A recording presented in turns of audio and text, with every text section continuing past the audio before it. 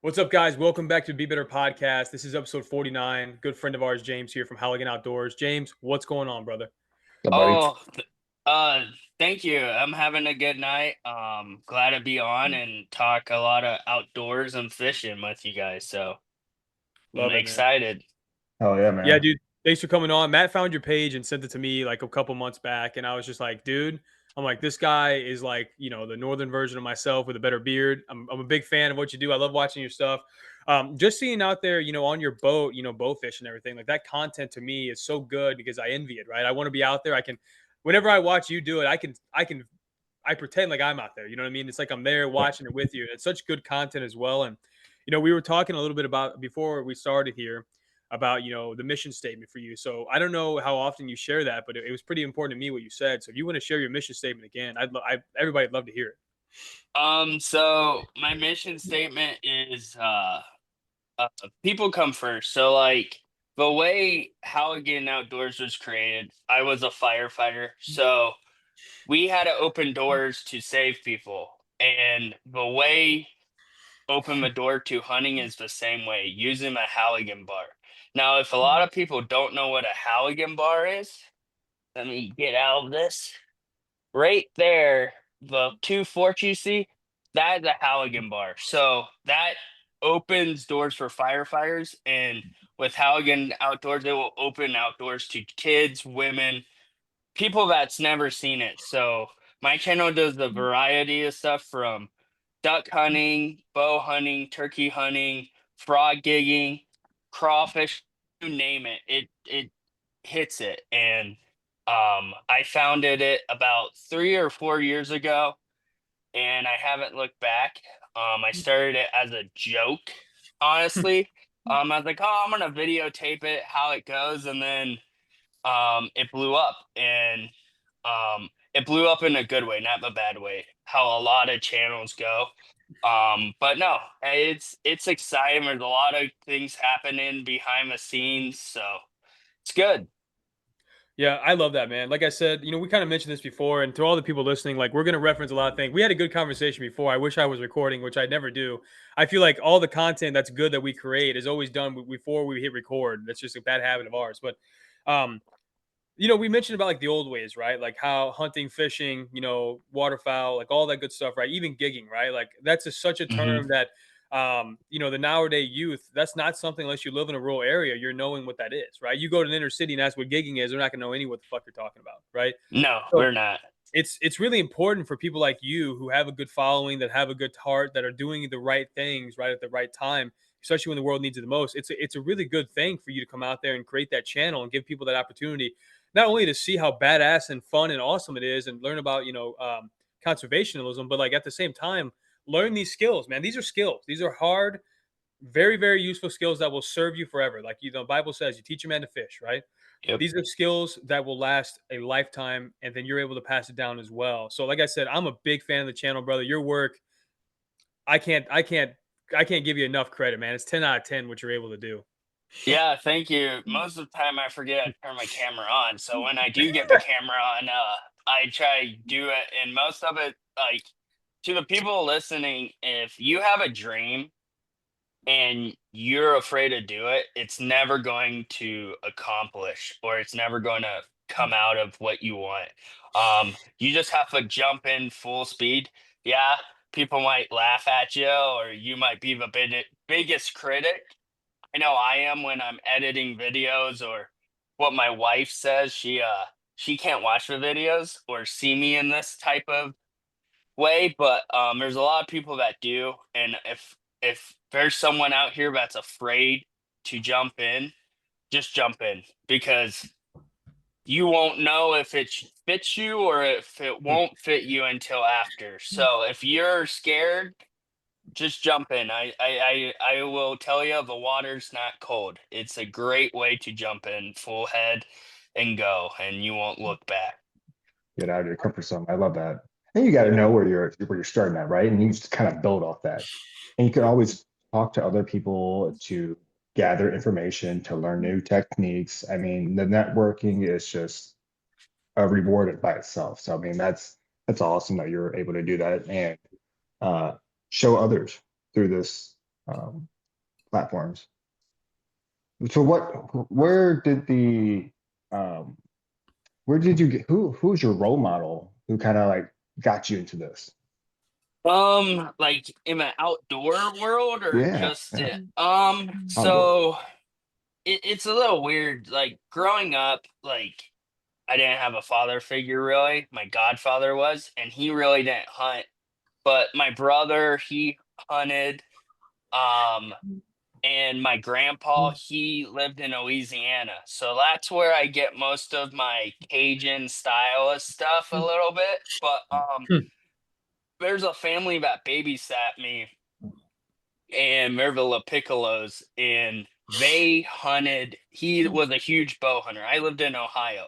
So bow hunting was like huge over there. And he got me into hunting over there. And then I grew up with his son. We were about the same age, and we just watched Duck Duck Commander, not Duck Dynasty, Duck Commander before it turned into what Hmm. it is. Um, and they got me into it. I was fishing and hunting, you name it, and then visiting my grandpa in the summers with my grandma in Pickens, Louisiana, in the swamp.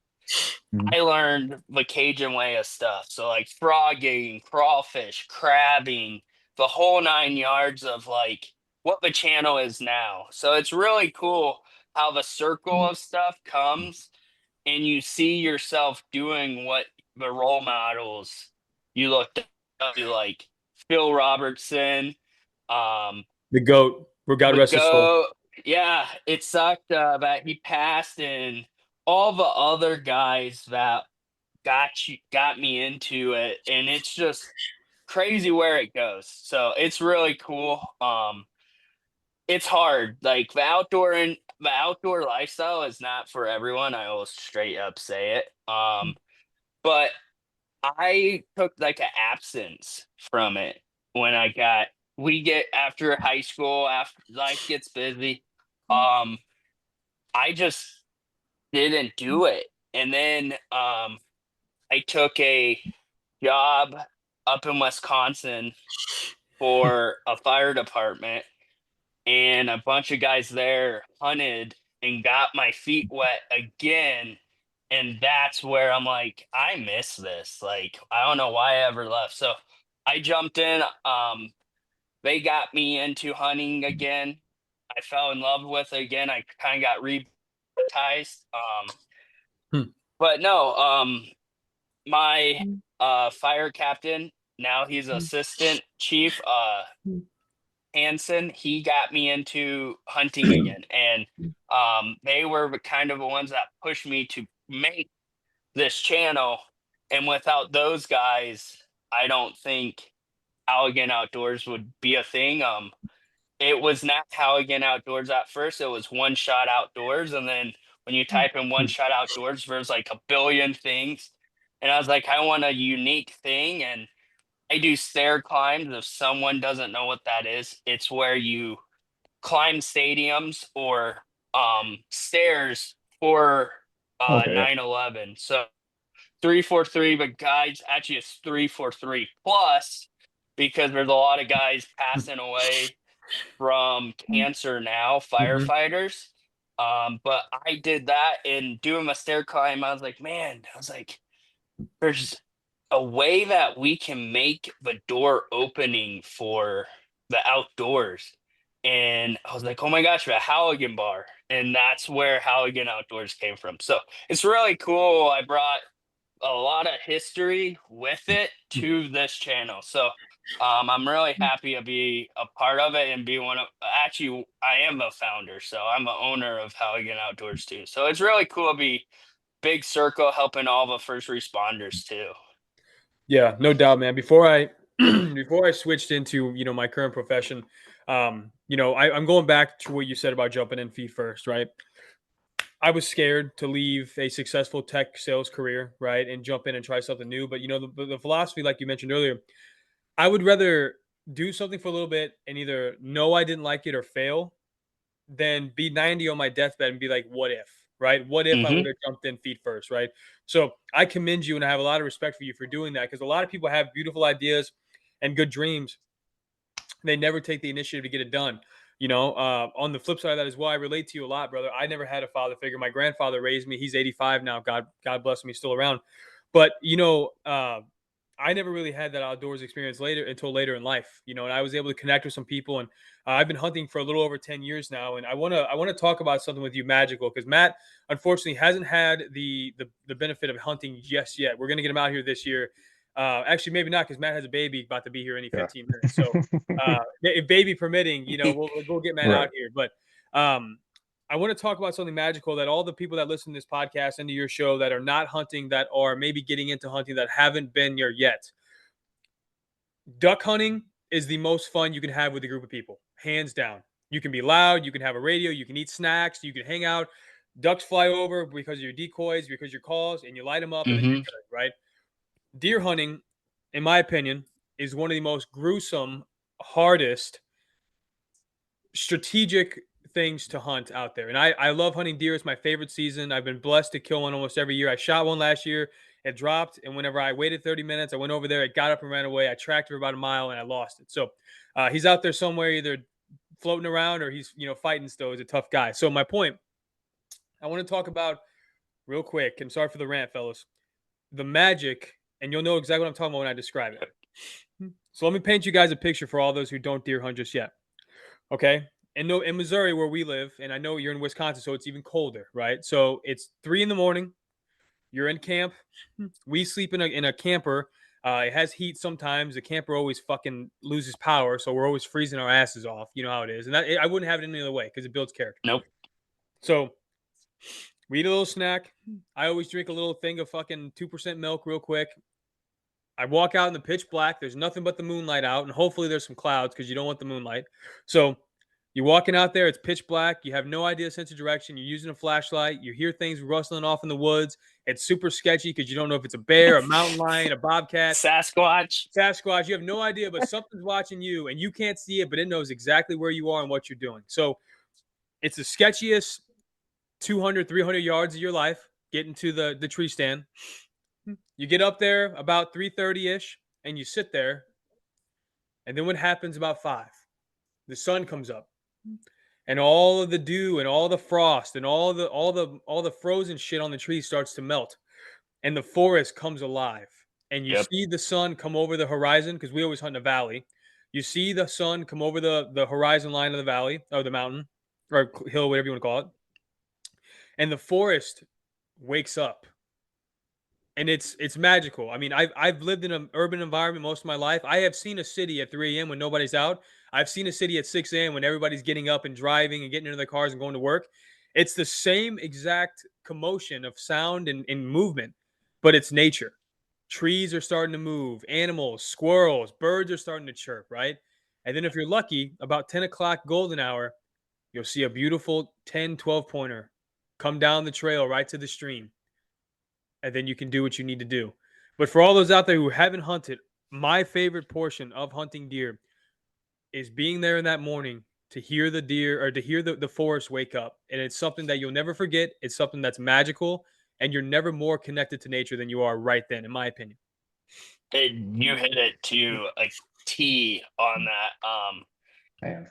It's really cool when the forest wakes up and the birds are like, it's a switch, Yeah. and the birds, like, it, you could be like sitting on your phone playing Angry Birds or whatever, tic-tac-toe, and then the forest just opens up and the birds are chirping, the squirrels are going crazy. It's really cool. And a other thing that you didn't tee on, um is when you shoot your first Well, I didn't animal. want to ruin it. I didn't want to do that. I was going Uh, to get to that later. So, but I agree with you. Go ahead, please. so there's a lot of people that you see them on TV, or you see there's a perfect one of this little girl. It's called the adrenaline rush of shooting your first And she's shaking right deer, there. and she's shaking. You feel like you drank like 7 cups of Dirty Duck coffee, and you're like, Mm. oh my gosh.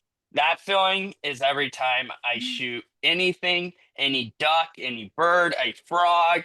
Um, it's amazing. And to capture when Matt shoots his first animal, it is Oh my. going to be, you're going to be like Luke Bryan. Is he down? Is he Is he down? down? Is he And down, Hunter? it's really cool. It's something that I think everyone should do. If it's and the great thing is there's people like me, people like you guys that if you can't afford it, there's ways of doing it. And I think we were going to get into that next of ways. There's Facebook groups, there's guides, there's Mhm. so many ways. And one thing I want to listen to tell your listeners, you do have to take a hunter safety course. 100%. I would say do it in a person atmosphere. Don't do it online. There's a lot of things that you miss doing online hunter safety, and people are like, well, it's easy. I understand that, but doing it like, yes, you're listening Not the to point. podcasts all the time. It's okay. But doing it in person, I sat through a 2-day course when I was 12. It was the most miserable thing I ever did, but it was the most safety oriented now. But just go out. Yes, it's expensive to purchase a license. It's expensive to get started in a sport. But the nice thing is there's guides that you can your first time going, you don't have to go buy $3,000 worth of firearms or gear. There's guides and there's some places that you just show up and they will outfit you and everything. Mhm. Um, that's where I would tell someone that is like in a city that doesn't have someone that hunts or fish, go do that option. It's way too, or if you don't know if you want to hunt, go to a pheasant farm because most of those farms you don't have to go buy expensive gear. You may provide everything. And it's pheasant hunting is the other great thing. I'm a big pheasant guy, upland, but those things are so much fun. Um, doing tower shoots, a tower shoot, if people don't know, it's a giant tower, and there's two people that are in the tower. There's 12 to 16 stands surrounding the tower, and there's like forests all around, and there's little stands, and there's two guys at each stand. Well, they will chuck a rooster or a hen out of this tower, and this rooster is a pheasant or hen will fly, and wherever the wind takes it, and then if it comes to your post, you should. It's the funnest thing. If I want, if you guys have a chance, we will talk in the after show, and it's so much fun. Actually, I'm going to do a video this year on tower hunts at a pheasant farm that I'm real good friends with. Hmm. It's going to be cool. It's really cool if you get a chance. But that was a small Sounds little exciting. rant. But Yeah, so that sounds Yeah. absolutely awesome. I mean, I look at things on a more philosophical level too. I can't. I'm sorry, I can't talk tonight. But philosophical speaking, I look at things. I always try to connect it to like why humans do what we do, right? And what you mhm. just guys, for those listening who haven't killed a deer, what he described earlier, that video, of that little girl shaking because she just killed her first deer, it's called buck fever, is what we call it, right? Yep. When you're in a tree stand and you're being quiet and you're being stealthy and you're sitting there and you're freezing your dick off because it's 4 degrees, you kind of whenever you move, you're breaking the frost off you sometimes because you've been sitting still for so long. Whenever you hear, and you'll know, right? And I'm going to say this too for all my hunters out there that are listening, you could be dead asleep in that tree stand. You hear a twig snap, you're up. Boom. It's instantaneous. I've been snoozing, drooling in a tree stand. As soon as I Same. hear some movement, I'm wide awake. I'm alert. I'm oriented. I know exactly what's going on and where I'm at. As soon as you hear that noise of a deer stepping on a leaf or a twig or steps on a branch, or if you hear the snort, you're probably too late. You need to shoot that damn thing. But as soon You're as you hear snoring too loud. right, as soon as you hear those noises, you know, the buck fever starts and your adrenaline's going, you're getting a little shaky. I used to be really bad. I used to get so shaky. I remember I'm aiming down sight, and I'm, you know, since my current profession, some training, I've been able to kind of help my firearms capability, and I've been able to do tactical breathing to get my adrenaline back to normal. So I tactical breathe for probably 15-20 seconds before I take the shot, so that way I'm accurate, right? But that buck fever sets in, and then you make your shot, and time stops for me. Nothing matters. Time stops. Everything's quiet. It's the loudest quiet you ever hear because there's a huge noise because your gun just went off, right? And I home with a 308. Yep. So, it's loud and then it's just silence and bliss And and gunpowder, you smell it. gunpowder. Right. And you just realized, right, when you take a life for the first time, when you take an animal, my opinion is that humans have been hunting since the beginning of time. It's biblical. It's in our DNA to do this. Yep. Humanely and incorrect, in my opinion. I'm not saying we need to slaughter and treat animals like shit. I'm saying there's No. a beautiful, sophisticated, almost religious way to do this. And I'll tell you, man, every time I've killed a deer, I'll get next to it, I'll get down, and I always cry just a little bit. I'm not sobbing like a baby. I have tears in my eyes because I'm so thankful to God that I was able to get the opportunity to experience this with this animal. And now I can honor it by treating it right and doing it the right way. So for all of you out there, I cannot stress this enough. If you haven't followed his page already, you need to do so because it's just going to go into more detail about how to do this right. And if you haven't experienced that, one, as a man, you need to, in my opinion. It's a rite of passage. You are a different person coming out of the woods than you were going in. Even if you don't shoot anything, just going and experience it, waking up at 2:30 or 3 o'clock in the morning, I'm gonna tell you, coffee hits different at 2 o'clock in the morning. I'm gonna be honest with you, or eating a Twinkie or a ho ho, whatever your snack is, it hits different. Um, but it's awesome. My page, I go really into a lot of different details. I teach some people how to clean certain animals. Like I go full into, and if you guys are afraid to say anything or you want to get started and you don't know how, DM me, shoot me a text. My number is on my page, so shoot me a text. I'm not afraid. If you're in a good driving distance and you need help or you don't know how to get your feet wet into the sport, get a hold of me. I have great contacts almost all over. I can I'm 365 around the whole sports, from food plot seed to everything. So I have my hands pretty much in, or if I can't do it, I have someone I can reach out to help you. So Halligan Outdoors, literally, that we want to help. If you're a veteran that needs some stress relieved from your past PTS, let me know. I would love to take you out to just talk, just experience it.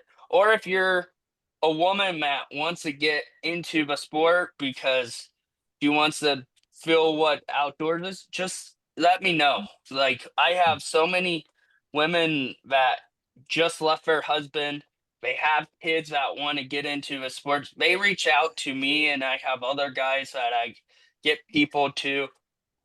We can get you wherever. So, um, it's a big circle. We like help. I like helping. It's what I said in the beginning of this. My tool is opening up your passion and addiction after this, because once you get addicted to hunting, I'm gonna tell you, sorry wives or sorry husbands, it's expensive. Um, there's ways you don't have to go to all the big stores to buy all the big brands. Go on Facebook Marketplace. You can go there and get what you need, or um, you can start out how I did and how the founding fathers hunted with milk jugs and foam and corks, and they made their own stuff. So Facebook Marketplace is the best way to get used decoys, blinds, waders, the whole nine yards. Honestly, if you know you want to do it, go buy a nice cheap pair of waders, or if you're like me, how my mentality is, you buy a good pair of boots, expensive pair of boots. It's going to get your work done. And I run banded waders. I run the Black Label Elites. They're the hands down, I think, the best wader. I've read most of all the big name waders, but I'm gonna tell you, if Banded has one of the best women fitted waders for women certain, because there's a lot of women. It's hard for them to get into a man's sport because but all the stuff's built around men. And there's only a couple hands down companies that have a lot of stuff. And I'm gonna tell you, Bandit has it keyed for women outdoors gear. The V shape for the lower crotch region, they hit that to a T because guys, we have a package, girls don't. That's it. Just waders are. It's going to be a little baggy up around there, but it fits them perfect. So, go check out Banded's female selection. It's amazing for waders, and it's show season right now. So if you do go to a show, you can get those waders much cheaper than what you would go buy it on a stock store. So go check it out. Sorry for that little rant for No, that. So No, it's that's it's great super good information for 'em. information. It's really good information, brother. Obviously, man. And you know, two more things I want to cover about. I can't believe we've already been talking almost an hour, which is crazy. But two more Yeah. things I want to cover too before obviously we don't take too long. But I want to talk about what you mentioned earlier about getting started, right? Jumping in, right? One recommendation I can make, and I'm sure you'll agree with this too, is like find a group of guys that that hunt. Um, mhm. like my best friend Nick, God bless him. He's the fucking man. He's my brother. He got me hunting. His family owns some property. His family is like my family. They're the best people in the world. About 10 years back, he was like, Nate, I said, hey man, like if you ever get an open slot, I'd like to go hunting with you guys. He's like, just come. He's like, I thought you never asked, right? Got me into it. His dad showed me the ropes. He showed me the ropes. You know what I mean? And every deer I've ever killed has been on his property. I owe it all to him and his family. Shout out to their family. They're my fucking rock. Um, Best family in the world. So my point, guys, find a group because everybody knows somebody that hunts, right? I don't care where you are. Yep. You're going to know somebody, right? Find a group of guys that you get along with that are educational that you can learn from, right? And if you have to earn your keep to go, earn your keep. Like I've offered, they never asked me because they're too good of people, but I've offered to them, hey, let me run the brush hog. I'll burn these fucking trails out for you. Let me earn my keep that I have a blessed, you're blessing me to allow you hunt here, right? So get a group of people that know what they're doing. Get a group of people that hunt, that enjoy it, that go out there for the sport, that go out there for the thrill of the hunt, and just learn from them, right? You might not kill something your first couple times. You might not see anything. That's Yep. okay. But like you said earlier, being out there in the woods, dealing with that hardship, it's one of the hardest things you'll ever do. But getting through it and learning from it, because every time you go out, it's a learning experience. I don't care if you've been hunting 5 years or 10 years or 50 years. Every time you go out, it's a different ball game. It's a different setting and you'll learn. So that's my strongest recommendation is to find a group of guys that are like-minded that you get along with that can learn that you can learn from and teach you and just be consistent with it. To add to this, there's hunt clubs, there's associations. Every state has a waterfowl association, a bow fishing association, a buck association, duck unlimited. Those are great things. Delta waterfowl. All these, you just have to look. And if you go to one of their meetings, someone will help you. They want to help people like hunters. We might be the most pain in the butt people when it comes to like, I'm not going to tell you my spot. I'm not going to tell, but all different types of hunting is different. I'm going to tell you, duck hunters, if you're at a ramp and I see you by yourself and you're pulling a kayak, I'm going to tell you, hey, I have an extra spot in my boat. You can come with me. Or if I'm at the bow fishing ramp and I see two kids with not a good, decent boat, hey, come jump with me. Hey, you just have to help. And back to what you're saying, your keep. Well, in the hunting world, that hunting group, we all have jobs. Mm-hmm. One person might be in charge of the coffee. One person might be in charge of snacks. One person, like, it's a big circle. It's almost It's like a it's tribe. almost it's almost like a platoon or like a firehouse brotherhood or a police department brotherhood. It's a brotherhood that you will never experience if you don't go out. It's one of those things that is like a bond that you, and when you have the guys that care about you the most right beside you when you kill your first animal, I'm going to tell you, those guys are going to have buck fever too. It's just not Mhm. going to be you because they're so excited and they seen the hard work that you've seen. We could do like 4 parts of this podcast. I'm going to be honest with you because there's I was gonna so say, many like, I feel like we can go keys. on. There's so many keys of doing this. And like, if we do this again, we just focus on one thing and talk about because there's so many different ways to help. And it's such a awesome experience in fishing, and I do a lot of trade shows, and I have a lot of parents of small kids. I was at a trade show last year up in Minnesota, and there was this little kid that saw watches my YouTube and saw me, and him and his dad came to the show, and the kid wanted to meet me, and that's when I realized my channel is just not for my memories, it's for other people's memories. And that's what I think people miss when it comes to doing social media and doing this.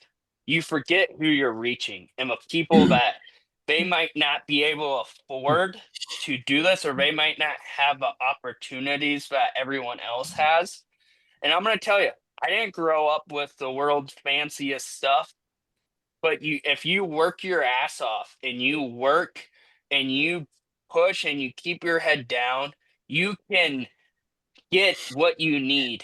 And I'm going to tell you, hunters are the most nicest people in the world. You might see a lot of people, oh, that guy's a jerk because he did this, or you're driving down the road and you have that Karen saying, "Oh, look at that buck on that guy's Buick hood, or that in the back of that truck, that guy just slaughtered."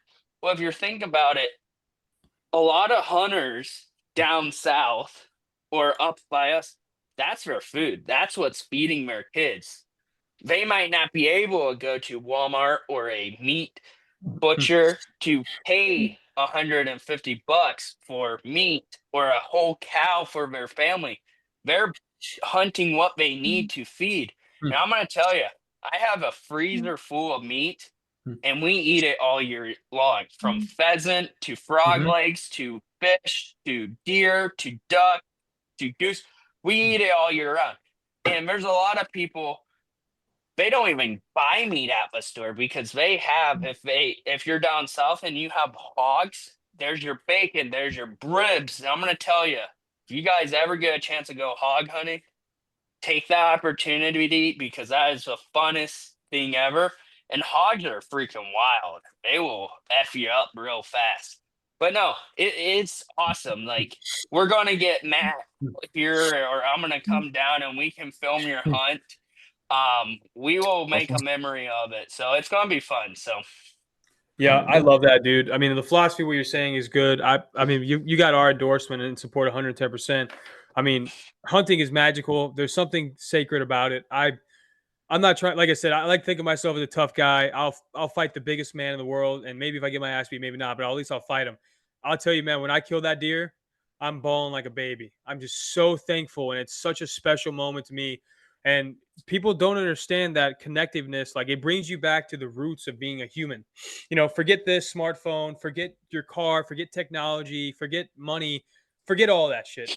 Going back to the pure fundamentals of survival, life or death, you and nature. It's you versus you out there. You know what I mean? And it's the most beautiful, eloquent experience I could ever describe. And I can't even describe it. I describe it decently until you go out there and experience it. I'm just saying bullshit words. I could only recommend it's getting out there.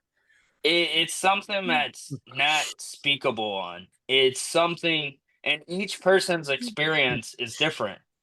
Matt might kill a deer and he's like, wow, this was awesome. And he might not even, he might have a small buck fever. It might not hit him until he's sitting on the toilet at his house getting ready to shower. Like, oh my gosh, like I just killed it. It hits people different. And one thing that I tell people is take a moment after, before you take photos, before you clean it, just sit there with the animal and reflect on what God just let you do. And without him, we wouldn't have any of this. We wouldn't have your guys' podcast. I wouldn't have Halligan Outdoors. I wouldn't Amen. have a guide Amen, man. service. I wouldn't have anything. And a lot of people, I think, on the social media platforms and what we all do forget where we came from. And that's what's big is the people that we need to support more is yourself and the man upstairs and the people that is in your circle. And you forget that a lot. So Yeah. it's crazy and it's fun, and we could talk days on each type of hunting and fishing. It's the same thing when you catch your first fish. It's the same feeling. It's a little bit different than buck fever, but it's amazing. I just want to tell people you're not alone.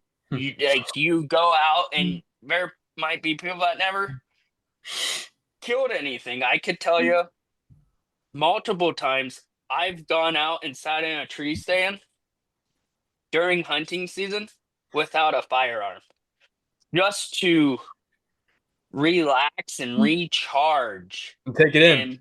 and just take it in. Or you might forget to shoot because you just seen this massive deer, or these birds are working and they do the dirty into your decoy spread and you're just taking it in.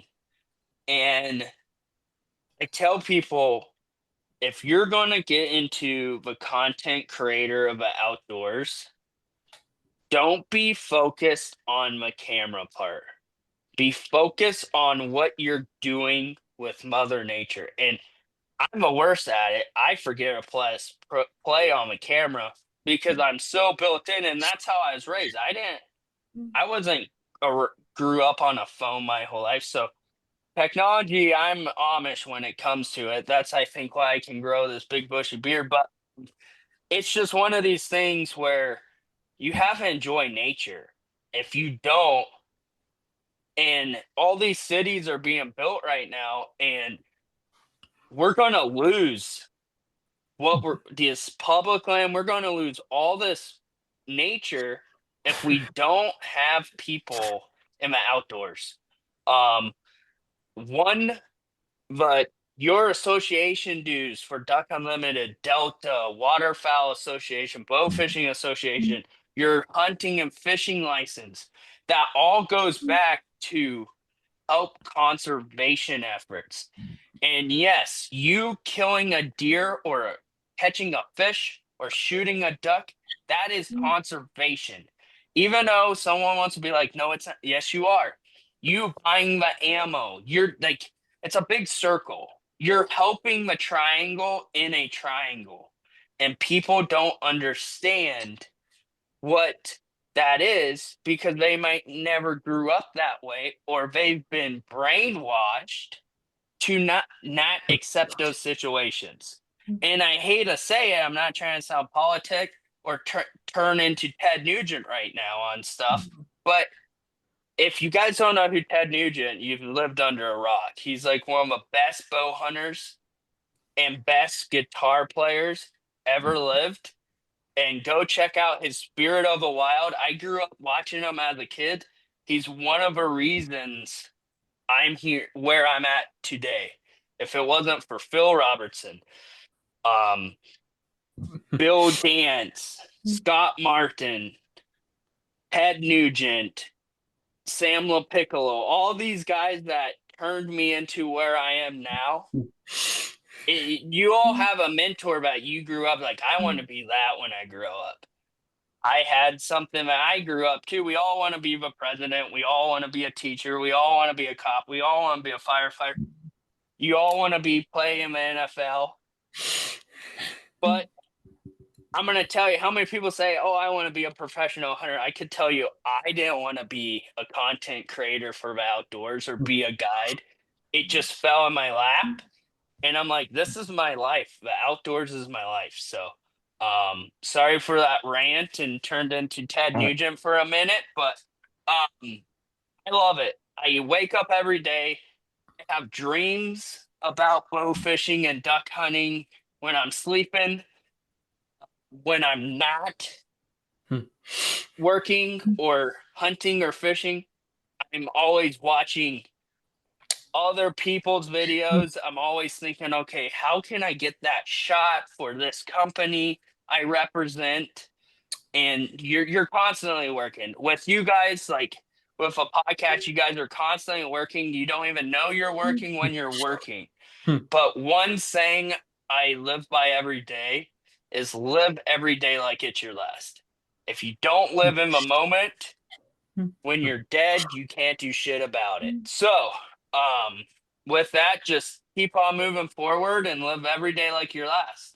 If you don't know what you're going to do tomorrow, you're the one that's going to make it happen. So, I really that's appreciate you saying that, man. That's yeah. from a seasoned vet like yourself that's hunting and fishing and doing the lifestyle that you're preaching, right? You're practicing what you preach, man. That means the world to hear that from you. And the people out there listening, I don't care if it's 5 people, 500,000, 15 people, whoever's listening, I hope that inspires you to really live in the moment, as you mentioned, because it's critical. I will say my last quote about hunting and then we'll wrap it up. After I killed my first buck and I sat there in the tree stand, thanking God, first and foremost, all glory to Him for what I was able to do. I thought about it and I think He was telling me everything you've ever done and everything that deer's ever done since it was born, since you opened your eyes in this world, led you both to that moment together, right? Your paths were like this, and at some point it connected. Everything, every time that deer's ever ate, drank, slept, pissed, walked, laid down, has led him to be in front of my crosshairs. Anytime I've ever ate, drank, slept, pissed, you know, talked to somebody, picked up my phone, read a book, all has led me to that moment where our paths have crossed for that very divine intervention. And when those paths cross, like I said before, guys, I'll say it again. And if you ask me about hunting, I'll say it every fucking time we talk. There's something not of this world that happens in that moment. Time stops. Nothing else matters. I don't care if your house is on fire. I don't care if you have no money in the bank. You're about to lose your house. You're about to lose your car. You just fucking crashed your car, whatever. Nothing matters but you and that animal in the moment. The world stops. Time stops. And it's just the most tranquil, beautiful, serendipitous thing I've ever experienced. And I wish that I wish it was a requirement in this country for every person to go out there and experience it because it makes you different. Your outlook on life is different. Your mindset's different, and you've just experienced, especially deer hunting. You've just experienced roughly one of the hardest things you'll ever fucking do. Walking through the pitch black, you're terrified. You're scared. I don't care how many times you've been out there. I don't care how tough you are. You're scared. You're always scared. And I carry my fucking pistol like this, ready to go. I'm still scared, you know? You get in the tree stand, you're fighting the cold, you're fighting hunger. You might not see something, you might not. I mean, who knows if you will or not. You deal with the most shitty situations and conditions possible, all for that one moment.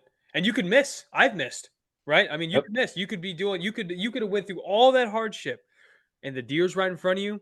You have a malfunction, you sneeze, the deer sees you randomly, the deer smells you randomly, and it's over. And that's it. You don't see nothing again until next year, right? Or maybe not. Maybe you don't even see nothing again for 3 years. But all that builds up to that moment, and it's worth it every time. with that, too, a lot of people that are listening to this or the people going to listen to this, you don't have to have your own land. You can hunt public Public. land. One thing I'm going to say, you will have those people that will come up to you, might have an altercation.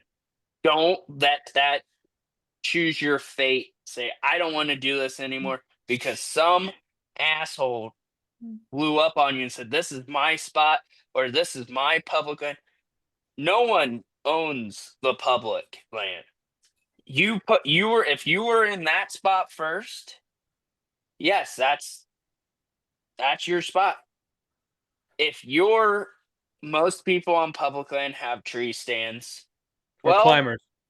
or climbers. I run a climber, but I'm gonna tell you, you have a tree stand that is not. If you put a tree stand on public land, don't be a Karen and said, "Well, someone's hunting in my tree stand." Well, you're on public land. Yes, some people are gonna backlash at me for saying this, but don't put it up there if you don't want people using it. You just can't tell anyone to use. Yes, common sense is that someone's tree stand, don't climb in it. But if you don't have one and you need one and no one's coming, climb up it. I know I'm going to get so much backlash on that, but I've had so much experience duck hunting or bow fishing where I have not seen shit all day or all night. I have launched my boat at 8 o'clock at night and bow fished until 6 a.m. And I have not seen nothing. And that's how it is. It's fishing and hunting. God's not going to put stuff in your lap every time, or it wouldn't be fun. Um, but no. Um, if you guys ever have questions or any concerns or anything, reach out to Halligan Outdoors. Um, I'm a guy that my name's James Cooper. I don't know if I introduced myself honestly. Um, we just jumped in it, but my name's James Cooper. I run Halligan Outdoors on social, and then I just started a company called Halligan Outdoors Guide Service. I will be doing charters of ice fishing, bow fishing, and frog gigging. Now, in the state of Wisconsin, you have to be a Wisconsin resident to have a possession of frogs. It's one of our rules. So, like, out of staters can't come up a frog gig. They can't even have frogs in their possession if they're not using it for bait. It's one of our rules. And if you are getting into the sport, read your hunting regulations. Just don't go willy nilly out there. Be like, don't read your regs, do your hunter safety, reach out to someone, reach out to a coworker. If you don't know anyone, reach out to someone on social. If you know they live in your area, be like, "Hey, I'm new to this. I need help. I don't know what to do." There's so many different ways. If you want to learn how to blow a duck call, reach out to me. Stony Brook calls, myself, Jordan with Stony Brook calls. We will teach you how to blow a goose call, a duck call, anyway. If you need any help with food plots or any type of that, just reach out to Bucket Ready and the guys over there. We will take you care of. So we got you all covered in so many situations. You can find my socials, probably be tagged under here. Halligan Outdoors, actually Halligan_outdoors on all my social media. Um, just look for the duck or look for a buck or in a fire crest. That's me. Um, you can't miss this bushy, gingy beard anywhere. So if you look back in the early stuff, I had a mustache. So you can always reach out. I'm on TikTok, Instagram, Facebook, YouTube, so many different platforms. Just reach out. I always have people in the corner that can help you out. So it was awesome to be on, guys. Sorry, I'm not trying to be, but I'm just trying to Good. hit all my corners. I couldn't do it without the companies representing me. Banded, Liquid Nitro, Dirty Duck Coffee, Rust Proof, Bucket Ready Seeds, Stony Brook Calls. Without those guys, this channel would not be nothing. So those companies took a risk on me. Oh, and I got some really good news for the fishing side of people. FAFA Fishing. I will be having my line of Halligan Outdoor soft plastics and fishing rods. Hmm. So stay tuned. And if you see the shirt I'm wearing, this is the Halligan Outdoors olive green. These shirts will be available on fafafishing.com for anyone to get. So stay tuned with that. And follow this podcast, rate it. It helps these guys. They do a great job in so many different ways. Thank you. Um, Follow, subscribe. It helps us. Your 1 second view, it counts on everything. It might not, if you don't like catching frogs or watching my video, just subscribe. It helps everybody. So, thank you for having me on. It was a blast. I feel like there's going to be part 5, part 6 with me on because there's so For much real. cooking and so many other beginners of different ways of doing it. So stay tuned. There's a bunch of stuff probably going to come out of this. I would completely agree. I really would. I mean, we started this almost 3 years ago with the idea to connect with awesome people like yourself, and obviously mission accomplished here, brother. It's been an honor and a Yeah. blessing to have you on. I'm so happy that Matt was able to connect us, and um, to all those out there that are listening, like you said, it takes nothing to like a video, to subscribe on YouTube, to subscribe on Spotify, give us a rating. I mean, I don't ask for it. It's always appreciative. It's never expected, but it does mean a lot to us. We respond to anybody that messages us. We get a couple Mhm. messages a month, and I can promise you, Matt and I will always respond. We have a similar kind of creed to James. I don't care if we get to 5 million followers. If you message me, I promise you, we're not too good for you. We will always respond, and we'll always be of any help. So, with Let that us being help you. said, let us help you, and then you can help us. Obviously, it's a beautiful world when you work together. So, guys, this is the end of episode 49 with our good friend James. What an incredible channel! What an incredible company! What an incredible guy this man has became and become and is going to be continuously. I can't stress it enough. He's got our endorsement. I'm a big angler, guys. You can bet your ass I'm going to be buying some soft plastics. That's his line. I run soft plastics. That's all I like to do. That and a crank. You bet your ass I'm buying some of his gear. So I would definitely recommend it. Guys, if you made it this far, like the man said, like, subscribe, do what you do, scream from the rooftop, ask us some questions. But if I leave you with anything else, just try to be a little better. Thanks, guys.